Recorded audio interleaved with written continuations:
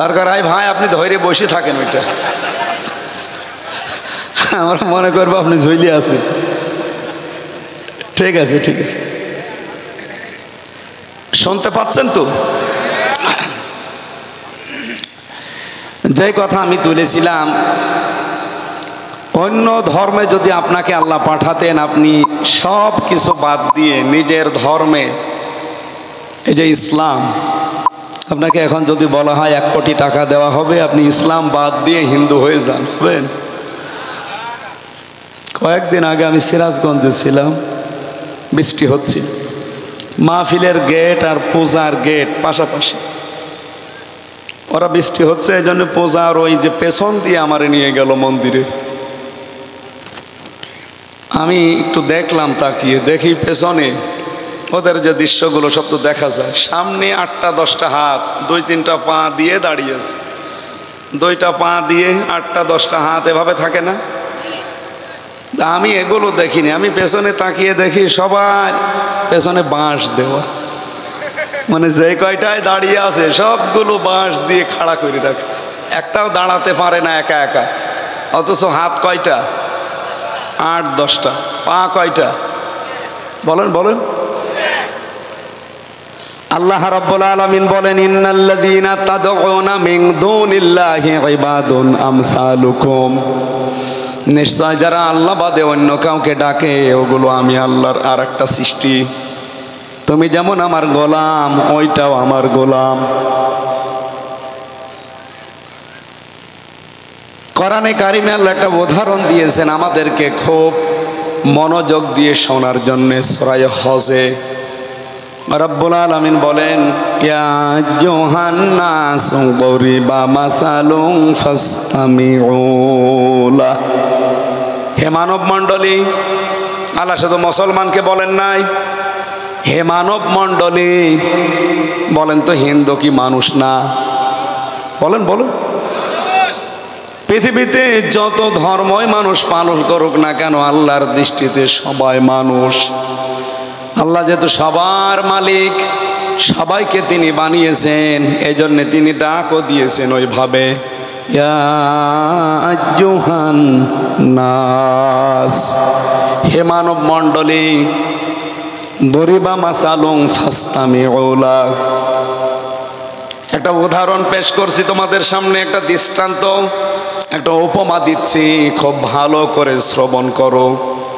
আমার তো মনে হয় অন্য ধর্মের যদি এলাকায় কেউ থাকে অথবা মিডিয়ার মাধ্যমে যদি তার কানে যায়, আল্লাহর এই দৃষ্টান্তটা, এই উদাহরণটা, উপমাটা একটু যদি ভালোভাবে খেয়াল করে, ওই এখান থেকেই হেদায়েত পেয়ে যাওয়ার কথা।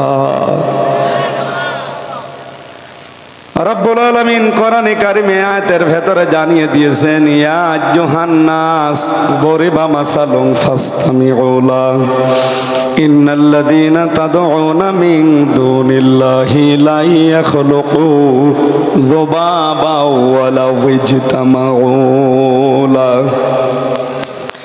নিশ্চয় যারা আল্লাহ বাদে অন্য কাউকে ডাকে, কখনোই লা ইয়াখলুকু দিয়েছেন, এখলকও দিলে অর্থ আমি করতে পারতাম, যারা আলেম আছে তারাও এখলকও দিলে অর্থ করতে পারত। আল্লাহ লাই এখলকও দিলেন কেন? মজারের আগে যদি লা না সে বাংলা অর্থ দাঁড়ায় জীবনেও হবে না। আল্লাহ বলেন লাই এখলকও, কখনোই সম্ভব, এখন হচ্ছে না, ভবিষ্যৎ কিয়ামত পর্যন্ত হবে না। জোবাবান একটা মাছি, ওরা একটা মাছি তৈরি করতে পারে না। ওলাও যদি ইজতামাউলা, তারা সবাই একত্রিত হয়ে চেষ্টা করে। এবং যদি এসলব শব্দের শাব্দিক অর্থ হচ্ছে স মেরে নিয়ে যাওয়া, যদি কেড়ে নিয়ে যায়, স মেরে নিয়ে যায়, এই মাছি শাইয়ান কোনো কিছু লা ইয়াস্তানকিযুহু মিনহু, সেটা যে বাধা দিয়ে আটকাবে সে ক্ষমতাও এই 8টা 10টা হাতের। বলেন বলেন। দাউফাত তালিবু ওয়াল মাতলুব। আমার মনে হচ্ছে আল্লাহ শেষের দিকে একটু আফসোস করছেন, দফাত তলিব ওয়াল মাতলুব, কতই না দুর্বল যারা চায় এবং যাদের কাছে চাওয়া হয়। এই দুইটা, যারা চাচ্ছে এবং যাদের কাছে চাওয়া হচ্ছে, এই দুইটাই আল্লাহ বলেন কতই না দুর্বল। আপনার বিবেকটা কি আজও কাজে লাগবে না? আজ পৃথিবী বিংশ শতাব্দীতে কত দূর এগিয়ে গেছে, আপনারা সেই মানধাত আমলে থাকবেন? একটা বারের জন্য চিন্তা করলেন না, নিজের হাত দিয়ে মাটি, কাঠ, বাঁশ, খড়কোটা দিয়ে বানালাম, এতগুলো হাত দিলাম, দুইটা পা দিলাম, অথচ দাঁড়াতে পারে না, পেছনে বাঁশ দিয়ে খাড়া করা লাগে। আর আমি নিজে দুই হাত দুই পা দিয়ে খাড়া হয়ে দাঁড়াতে পারি। আমার মতো চলাফেরা করা মানুষ, মাসি আমার সামনে দিয়ে কোনো কিছু নিয়ে যেতে হলে আমাকে বলে নিয়ে যাওয়া লাগবে। কথা বলেন না কেন? নিয়ে যেতে চাইলেও পারবে না, আমি কেড়ে নিতে পারবো। এই যে আসলো বেটা আমার ক্ষেত্রে না, অথচ মূর্তির ক্ষেত্রে। অথচ আমি আল্লাহর গোলাম, শ্রেষ্ঠ গোলাম এই পৃথিবীতে। লাকাদ খলাকনাল ইনসানা ফি আহসানি তাকওয়িম ওয়া লাকাদ কাররামনা বানি আদম। সবচাইতে সুন্দর আকৃতি আল্লাহ আমাকে দিল, সবচাইতে বেশি সম্মান আল্লাহ আমাকে দিল, আর আমি এর সামনে মাথা নত করব? এটা কি বিবেকেই মেনে নেয়? আমার তো মনে হয় মানুষ পুরানা, শুধু বিবেকের 100 ভাগের 1 ভাগ যদি একটু কাজে লাগায়, পৃথিবীর কোনো ধর্মেই তার থাকা ঠিক না, ইসলাম বাদ দিয়ে। এই কথা বলেন না? যেহেতু আমি বাইরের দেশগুলোতে ইহুদি, খ্রিস্টান, বৌদ্ধ, মাজুসি এদের সাথে আমি মিশে দেখেছি। সিঙ্গাপুরে, থাইল্যান্ডে, মালয়েশিয়াতে, মালদ্বীপে, আমেরিকাতে, এই মানুষগুলোর সাথে আমি মিশে দেখেছি। এদের সাথে কথাবার্তা বলার পরে এদের যে ধর্মীয় বিশ্বাস আর এদের যে কাজকর্ম, আমি এখন ভাবি কোরআনের আয়াতগুলো নিয়ে ওরা ভ্রান্ত পথে আছে। আপনি ইহুদিকে দেখলে বুঝতেই পারবেন না এটা ইহুদি। আমার তো জব্বার কত বড়, আমার এত বড় জব্বা গায়ে দেয়, আমার দাড়ি আর কয়টা, এত বড় দাড়ি। চেহারা দেখলে মনে হবে সাদা ধবধবে চেয়ারম্যান সাহেবের মতো, ইনার চাইতেও ফর্সা, মাথায় উপরে পাগড়ি ঝোলানো, এত সুন্দর চেহারা, পাশে মেয়ে লোক বসা, হাত মোজা, পা মোজা দেওয়া, চোখ পর্যন্ত ঢাকা। আপনার বোঝার ক্ষমতা নেই যে লোকটা ইহুদি। চারিপাশে 8টা-10টা ছেলে মেয়ে নিয়ে কাঁদতেছে। কিউরিসিটি থাকে ভেতরে, কি গো এত সুন্দর লাগে, একটু জিজ্ঞাসা করি। ট্রেনের ভেতরে জিজ্ঞাসা করলাম যে what is your name? Hello brother, ভাই আপনার নাম কি? উনি আমার যে নামটা বললো, নাম শোনার পরে আমি বুঝলাম যে মুসলমান না, এই ইহুদি। কনফার্ম হওয়ার জন্য আমি জিজ্ঞাসা করলাম হোয়াট ইজ ইউর প্রফেট? আপনার নবীকে? তখন বলছে জোসেফ। কি জোসেফ মানে? না না, মুসা আলাইহিস সালাম। ওরা ইহুদি তো মুসা নবীকে নবী মনে করে, জোসেফ বলে ডাকে। খ্রিস্টানদের সাথে মিশেছিলাম, জিজ্ঞাসা করলাম আপনার নাম কি? আপনার নবীর নাম কি? বলে যিশু। যিশু মানে ঈসা আলাইহিস সালাম। ওরা যে কোন বিশ্বাসে, কোন আদর্শ মেনে এই কাজগুলো করে, ধর্মীয় লাইনের কাজগুলো, কিন্তু আমাদের চাইতে ওরা অ্যাক্টিভ। কিন্তু কোরআনের আয়াতগুলো পড়ার পরে আমার মনে হচ্ছে ওরা ভ্রান্ত ধারণায় আছে। কারণ পৃথিবীর কোনো ধর্ম আল্লাহর কাছে গ্রহণযোগ্য না, ইসলাম বাদে। আমি যে কথাটা বোঝানোর জন্যই পর্যন্ত এসেছি, সেই শব্দটা ইন্নাদ্দিন। এই যে দিনের আগে আলিফ লাম। আলিফ লাম 4 প্রকার। প্রিন্সিপাল সাহেব আলেম আছে এখানে, 4 প্রকারের ভেতরে এখানে যেটা আছে এটা নির্দিষ্ট করার জন্য দেওয়া হয়েছে। আলিফ লাম দিয়ে আল্লাহ জানাতে চেয়েছেন। আমি যদি এখন আফতাবকে বলি ভাই আমি রাজশাহী যাব, ও যদি বলে এই যে এইটা রাজশাহীর পথ, নওগাঁ রাজশাহী বিশ্ব রোড, তাহলে এই তরিকের আগে, এই রাস্তার আগে আলিফ লাম দেওয়া লাগবে। তার মানে এইটা বাদ দিয়ে আর রাজশাহী যাওয়ার কোনো রাস্তা নেই। বলেন তো, রাজশাহী যাওয়ার রাস্তা এটা বাদ দিয়ে আর নেই? বলেন বলেন। আছে, কিন্তু এটার মতো এত সোজা না। আমি সারা বাংলাদেশে 630টা থানায় ঘুরেছি কম বেশি। এ রাজশাহী আর নওগাঁর যে রোডটা, এত সোজা রোড আমি বাংলাদেশে পাইনি। এত সোজা মনে হচ্ছে তীর দেখে দেখে বানিয়েছে নওগাঁ টু রাজশাহী। এখন রাজশাহী যেতে হয়তো এটা কাছাকাছি হবে। রাজশাহী থেকে নওগাঁ খুব বেশি হলো মনে হয় 80 কিলোমিটার। তো অন্য রাস্তা দিয়ে যদি আপনি রাজশাহী ঘুরে যান হয়তো 100, 120 কিলো, 130 কিলো হবে, তো যাওয়া যাবে। তখন আর তরিকের আগে, রাস্তার আগে আলিফ লাম দিতে পারবেন না। রব্বুল আলামিন এখানে শব্দটা চয়ন করেছেন কি করে দেখেন, ইন্নাদ্দীনা, এ পৃথিবীতে একটাই মাত্র জীবন ব্যবস্থা, দিন, ধর্ম, ইনদাল্লাহিল ইসলাম, আল্লাহর নিকটে মনোনীত যার নাম। জবাব দিলেন না? আরো জোরে বলেন। আল্লাহ যদি এখানে আলিফ লাম না দিত, আমি আপনাকে জীবনেও বলতাম না হিন্দু ধর্ম ত্যাগ করেন, খ্রিস্টান ধর্ম ত্যাগ করেন। যে কোনো আদর্শ ধর্ম মেনে নিলে আপনি পেয়ে যেতেন জান্নাত। আল্লাহ আর এক জায়গায় দিয়েছেন, অমাইয়া বতাগি গায়রাল ইসলামি দীনান ফালাই ইউকবালা মিন ওয়া হুয়া ফিল আখিরাতি মিনাল খাসিরিন। পৃথিবীতে ইসলাম বাদ দিয়ে যদি অন্য কোনো নিয়ম নীতি দিয়ে কেউ আল্লাহকে পেতে চায়, জীবনেও তার কোনো কিছু আল্লাহ কবুল করছে না, করবেও না। তাহলে ইসলাম বাদ দিয়ে কেউ যদি বিয়ে করে, ও বিয়ে হয়েছে? বলেন বলেন। বিয়ে হওয়ার আগে যদি সন্তান হয়, ওটা যার সন্তান। কথা বলেন না কেন? এই হিসাবে তো পৃথিবীতে ইসলাম বাদ দিয়ে যত বিয়ে হচ্ছে ওটা তো বিয়ে না। কি বলেন না কেন? কারণ ফালাই ইউকবালা মিন, জীবনেও কবুল হবে না আপনার বিয়ে। বিয়েও ধর্মের ভেতরে নেই, আছে মানে আন্নিকাহু মিন সুন্নতি, বিবাহ করা আমার আদর্শ, আমার সুন্নাহ। ফামান রাকিবান সুন্নতি ফালাইসা মিন্নি, কেউ যদি আমার সুন্নতকে ছেড়ে দেয় সে আমার দল থেকে বের হয়ে যায়।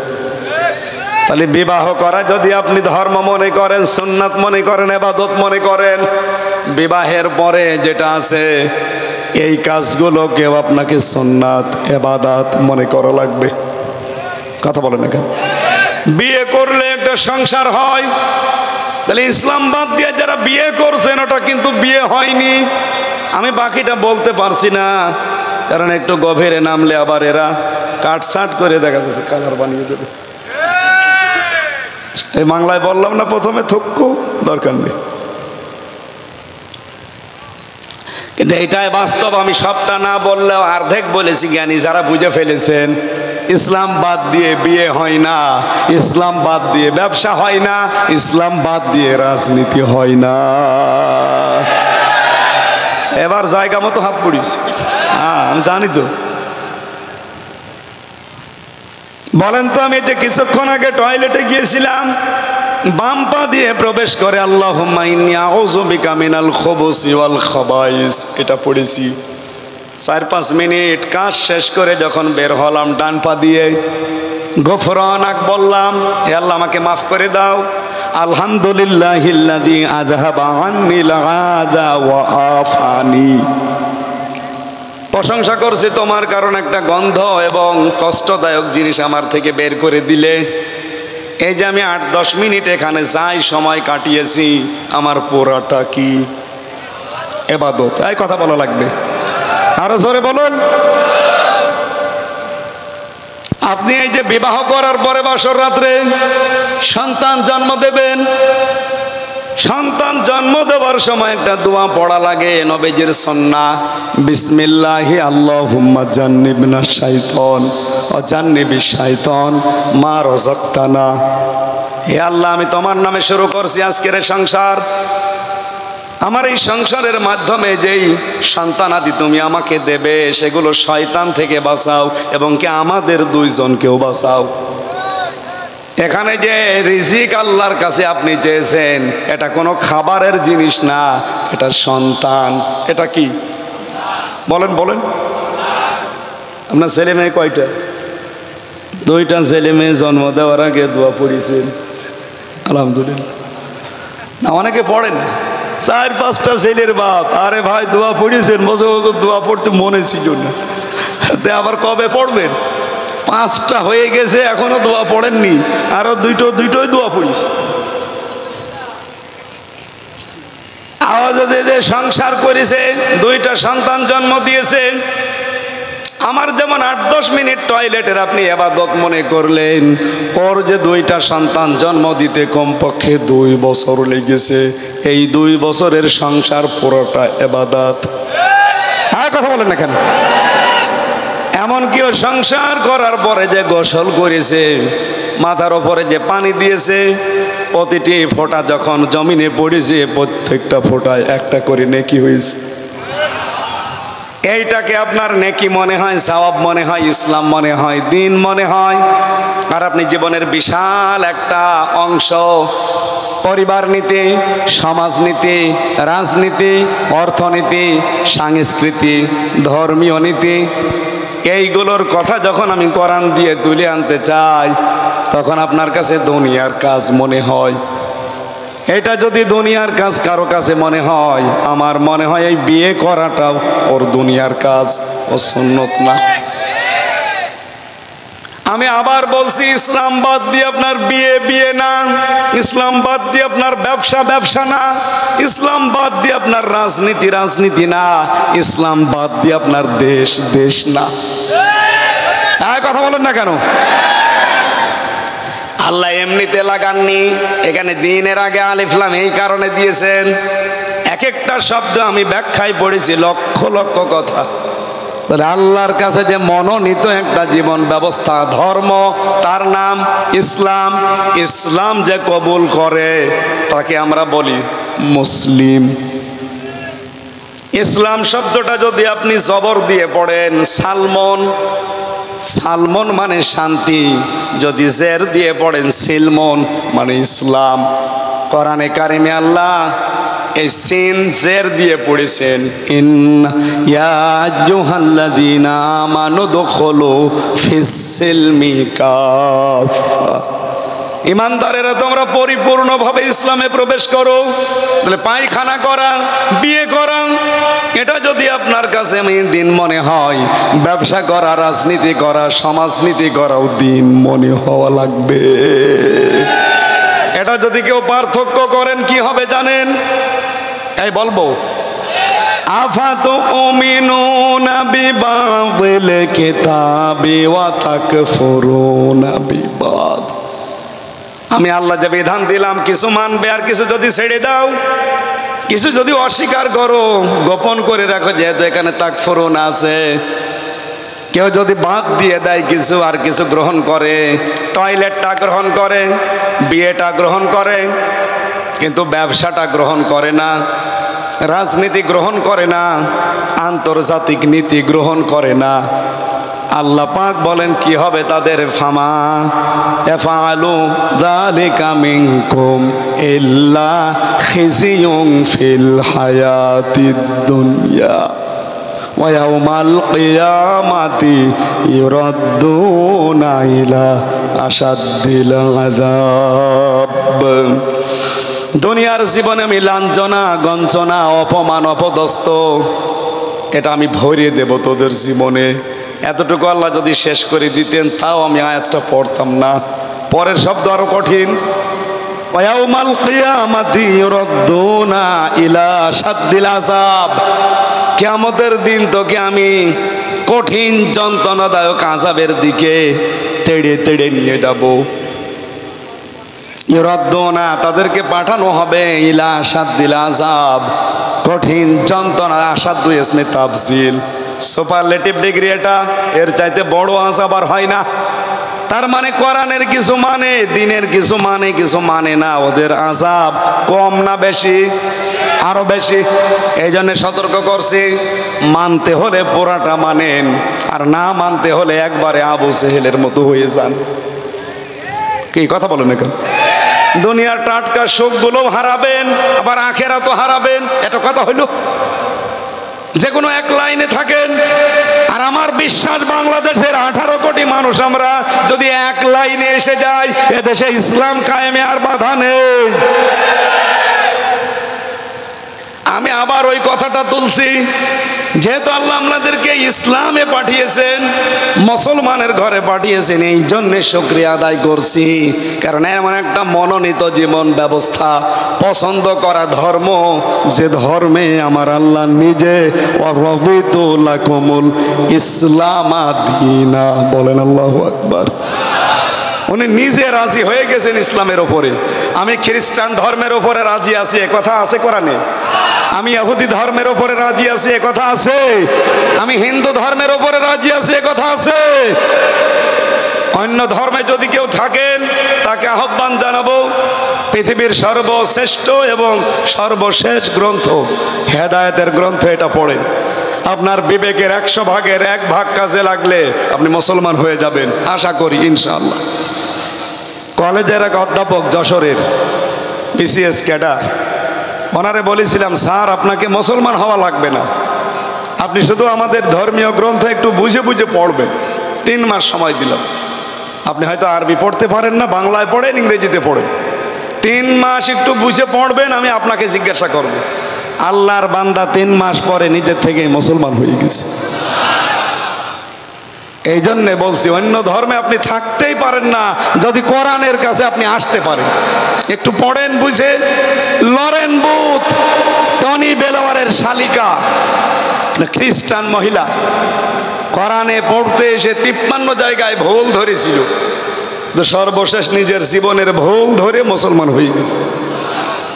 আর আমরা কোনো ধর্ম থেকে আসা লাগে না, একবারে জন্মসূত্রে বাপদাদার কাছ থেকে আমরা মুসলমান। শুধু বড় হলে একটু আগা কাটা লাগে, কিছু তাও কাটা নেই। এই যে এটার কাটা নেই এখন, এটা মুসলমানে দিয়েছে, এটা দেয়নি এখনো, দিয়েছে? ঠিক আছে, তাহলে এখানে হিন্দু একটাও নেই, সব মুসলমান আমরা। এই জন্য খুশি হয়ে বলেন আলহামদুলিল্লাহ। দরুদ পড়ছি, সালাম পাঠাচ্ছি আমাদের নবী মুহাম্মদ রাসূলুল্লাহ সাল্লাল্লাহু আলাইহি ওয়াসাল্লামের প্রতি। আমার দায়িত্ব কিন্তু জোর করে আপনাকে হেদায়েত দেওয়া না, এটা আমারে আল্লাহ দেয়নি, নবীকেও দেয়নি। আমার দায়িত্ব কি? ফাইন্নামা আলাইকাল বালাগ ওয়া আলাইনাল হিসাব। হে নবী, আপনি পৌঁছিয়ে দেন, এটা আপনার দায়িত্ব, আর আমি আল্লাহর দায়িত্ব ওদের হিসাব নেওয়া। সুতরাং আমার কথা হচ্ছে পৌঁছিয়ে দেওয়া, আর আপনার দায়িত্ব কিন্তু আল্লাহর। আল্লাহর সামনে আপনাকেও দাঁড়ানো লাগবে, আমারেও দাঁড়ানো লাগবে। আজকে যে কথা বলবো, আমার আলোচনার বিষয় আপনারা জানেন, পরিচিত একটা সূরা পড়েছি, 3টা আয়াত, মানে 3 প্রকার মানুষকে আল্লাহ ধমক দিয়েছেন। কয় প্রকার? আপনি এই 3 প্রকারের ভেতরে যদি থাকেন, এখনই পাল্টিয়ে যাবেন। আল্লাহ ধমক দিচ্ছেন, আপনি টের পাচ্ছেন? প্রধানমন্ত্রীর ধমক শুনলে অনেকে প্রসাব করে ফেলতো। আল্লাহ ধমক দিচ্ছেন, আল্লাহ হুমকি দিচ্ছেন, ধামকি দিচ্ছেন। যে 3 প্রকার মানুষকে আল্লাহ হুমকি দিয়েছেন, ধমক দিয়েছেন, আমরা যেন নারী পুরুষ কেউ এর ভেতরে না থাকি। যদি থেকে থাকি, এক্ষুনি আজকে পাল্টিয়ে যাব ইনশাআল্লাহ। যে কথা তুলেছিলাম, আগে কথাটা শেষ করি।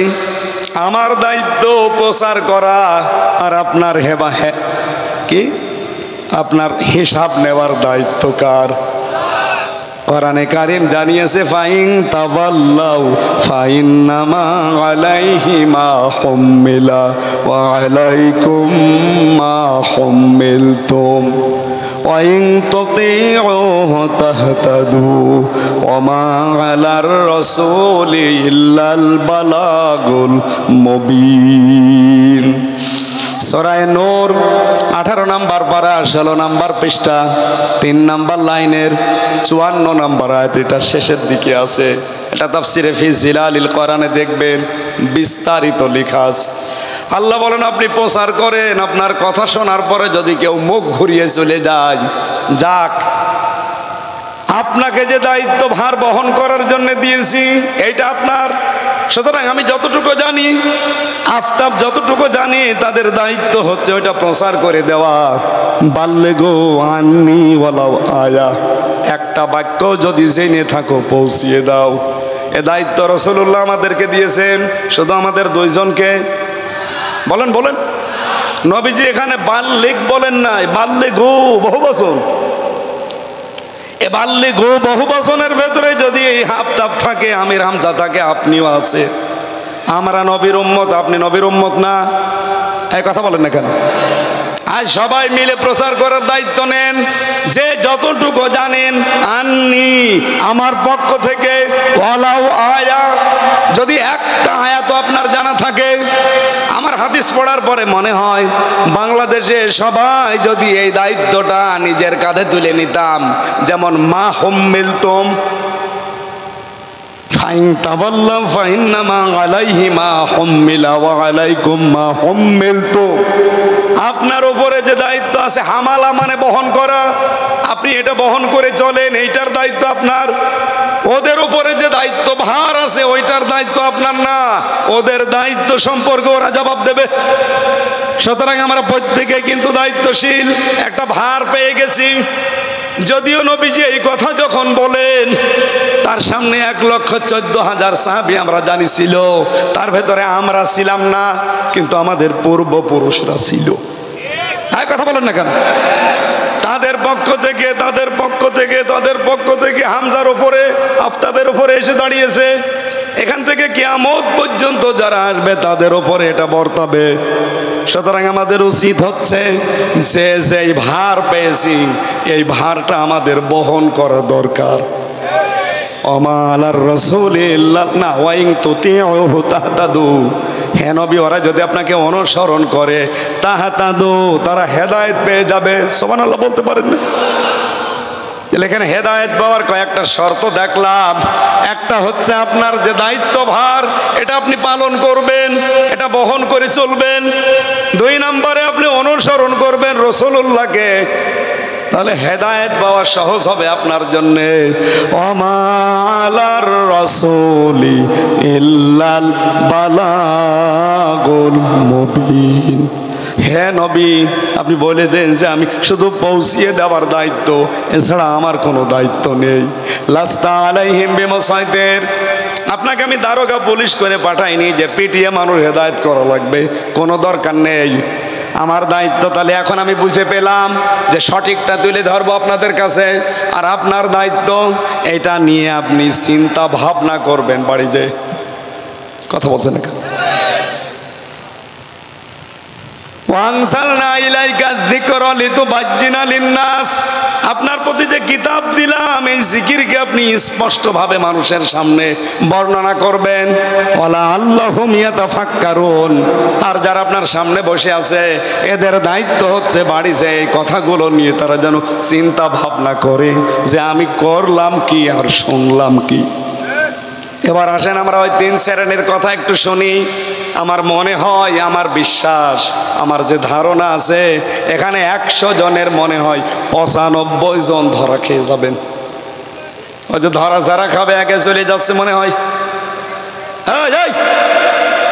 আমারে ওয়াজে ফেলে দিয়ে চলে যাচ্ছে, মানে 1 ঘন্টার সময় নিয়েছিলাম না, থাকবেন না? মনে করেন এখনো 1 ঘন্টা হয়নি, কেবল শুরু হচ্ছে। না না, আমরা 1 ঘন্টা, সর্বোচ্চ 1 ঘন্টা 10-15 মিনিটে শেষ করে দেব। আমার কণ্ঠ যদি সাপোর্ট না করে, জোর করে তো বলতে পারবো না। আমি যে কোনো কোরআন থেকে, হাদিস থেকে পেয়েছি, এইগুলো এবার আপনাদের শোনাচ্ছি। আউযু বিল্লাহি মিনাশ শাইতানির রাজিম। বিসমিল্লাহির রহমানির রহিম।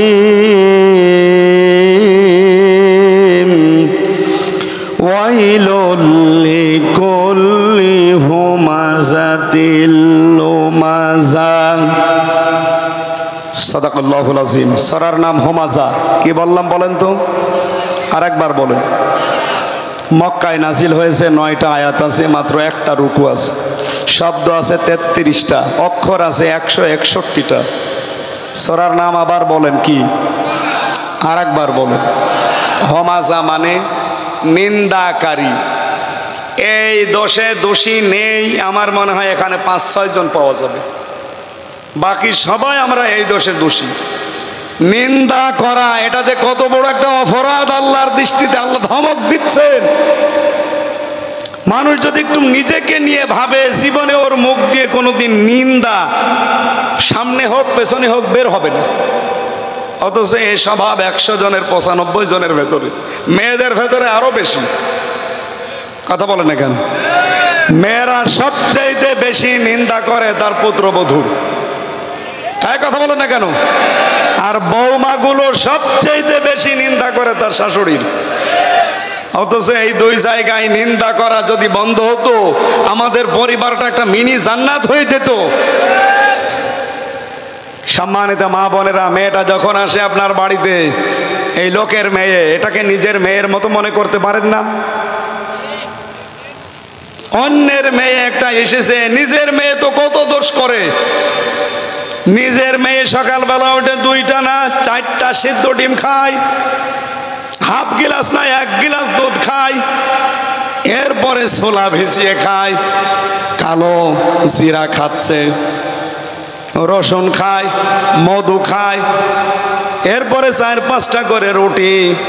সকালবেলা উঠে কিন্তু কোনো কাজ আপনার মেয়ে করে নাই, এই সবগুলো তার সামনে রেডি, খাচ্ছে আর দেখে দেখে মা খুশি হচ্ছে। অথচ 4টা না যদি 2টা সিদ্ধ ডিম ওই মেয়ের মতো পুত্রবধূ খায়, এমন শাশুড়ি আছে বলে ডিম খাওয়া লাগে, ছেলে মেয়ে আমাদের হয়নি। ডিম খাওয়া লাগে, ছেলে মেয়ে আমাদের হয়নি, কথা আপনি পুত্রবধূকে বিটার বউকে বলতে পারলেন? আপনার মেয়ে তো মরণে খাওয়া খাচ্ছে। কথা বলছে না কেন? এরকম ছোট মনের শাশুড়ি কার আছে? হাত তোলেন তো। আপনি না, ওরা দেখেন তো ওরা হাত তুলেছে কিনা। আমি জানি ওখানে বহু মহিলা হাত তুলে বসে আছে যে আমার শাশুড়ি দেখতে পারেন আমারে। অথচ নিজের মেয়ে এই কিছুক্ষণ আগে টুটি পর্যন্ত খেয়েছে, কিচ্ছু বলে না, আরো বলছে মা খা খা। আর অন্যের মেয়ে এসে মাত্র 1টা ডিম খেয়েছে, ওর চোখ কপালে উঠেছে। আর কথা বলেন না কেন? এই ছোট মনের কারণেই তো পরিবার আজ নষ্ট হয়ে যাচ্ছে। বাস্তব কথা বলছি। আমার শালা আজকে আমার সাথে এসেছে, আমি তাই বলছি তা না, সত্যি। এই যে কোরআন শরীফ আমার সামনে। আমার শ্বশুর বাড়ি চুয়াডাঙ্গায়। আমার শাশুড়ি বাড়ি গেলে আমারে যে পরিমাণে খাওয়ায়, যত রকমের আইটেম দেয়, আমি যত খাই আমার শাশুড়ি তত খুশি। কে কথা বলছেন না কেন? আপনারা বলবেন কি করে? আপনারা তো দেখেন, আমি নিজেই বলছি ঠিক। আমি যত বেশি খাবো আমার শাশুড়ি তত খুশি। কিন্তু সিস্টেম অপর পৃষ্ঠায় দেখেন, আমার শাশুড়ির এই মেয়েটা আমার বাড়িতে যেটা আছে, এটা আমার মা যে খাবার বানাবে, বেশি খেলে আমার মা খুশি না বেজার। এরকম হাজারো মা আছে যাদের মন ছোট। এটা ছোট মনের মানুষ। অনেক মেয়েরা মনে করে শুধু নামাজ পড়া, রোজা রাখা আর কালো বোরকা পরে ঘুর ঘুর করে ঘুরি, বিশাল ইবাদত। কে বলিস আপনাকে? পারিবারিক জীবনে পুত্রবধূকে নিজের মেয়ের মতো মনে করা শাশুড়ির জন্য ইবাদত, শাশুড়িকে নিজের মায়ের মতো মনে করা ইবাদত পুত্রবধূর জন্য। এটা আজ বাংলাদেশের 100টা পরিবারের 98টা পরিবারে নেই। এই কথা বলেন না কেন? এই কারণে আমরা মিনি জাহান্নামে আছি আজ। আপনি বললেও ঠিক, না বললেও ঠিক, কারণ চেহারা দেখে তো আমি টের পাচ্ছি। আজ মানসিক যন্ত্রণায় আছে হাজারো মানুষ আমরা। সম্মানিত মা বোন যারা এসেছেন, শুধু ওয়াজ শুনতে আসা না। আমি জানি আপনি বদদোয়া করবেন, এখন করেন, আপনার বদদোয়া কাজে লাগবে না। আপনাকে আমি পরিবর্তনের জন্য হাতে পায়ে ধরে আহ্বান জানাচ্ছি।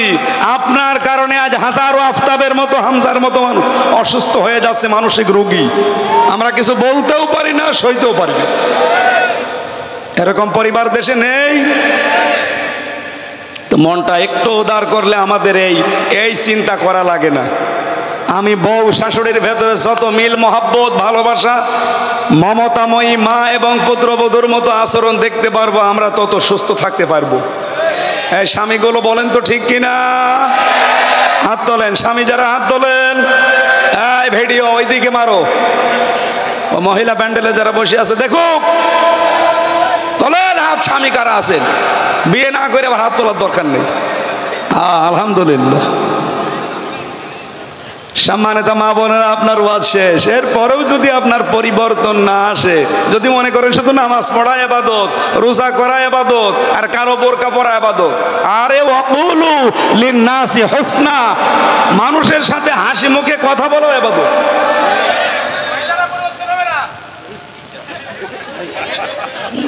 এটার তো মনে হচ্ছে ফরজ তরক করা, এটার একটা চাদর মাদর দেন। একেবারে সামনে ভাবে বসে থাকলে তো বদনাম হবে এই জেলার। এটা রেকর্ড হচ্ছে। ও পাগল, পাগল হলেও তো ঢেকে রাখার দরকার, এটা তো ফরজ। চাদর মাদর থাকলে দেন, তো ঢেকে বসুক। আমার ভাইরা এবার আসেন সূরা হুমাযা। কয়টা অক্ষর আছে বলেন তো? আরে পাগল তো